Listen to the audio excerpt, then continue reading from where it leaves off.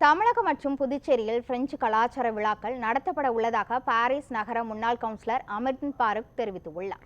சென்னை பத்திரிகையாளர் மன்றத்தில் செய்தியாளர்களுக்கு பேட்டியளித்த அவர் பிரெஞ்சு மக்களுக்கும் புதுச்சேரிக்கும் உள்ள தொடர்பை நினைவு கூர்ந்தார். பிரெஞ்சு கலாச்சார விழாக்களை நடத்த ஆர்வமாக உள்ளதாக தெரிவித்த அமிர்தன் பாருக் தமிழக முதலமைச்சருக்கும் அழைப்பு விடுக்க உள்ளதாக தெரிவித்தார். தமிழக அமைச்சர்களை பிரான்ஸ் அழைத்து சென்றும் பிரான்ஸ் நாடாளுமன்ற உறுப்பினர்களை தமிழகம் அழைத்து வந்தும் விழாக்கள் நடத்த உள்ளதாகவும் அவர் தெரிவித்தார்.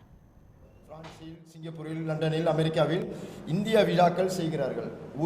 ஒரு பக்கமாக செய்து கொண்டிருந்தால் அதில் சுகாதாரமான வளர்ச்சியும் உறவு முறைகள் நீடிக்க அவ்வளவு அழகல்ல என்பது என்னுடைய கருத்து.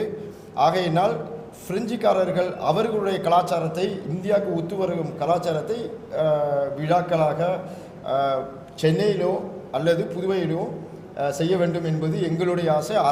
பிரெஞ்சு அரசுடைய ஒத்துழைப்பும் அங்குள்ள மேயர்களிடம் ஒத்துழைப்பும் இருக்கின்றது என்பதை தெரிவித்துக் கொள்கின்றேன்.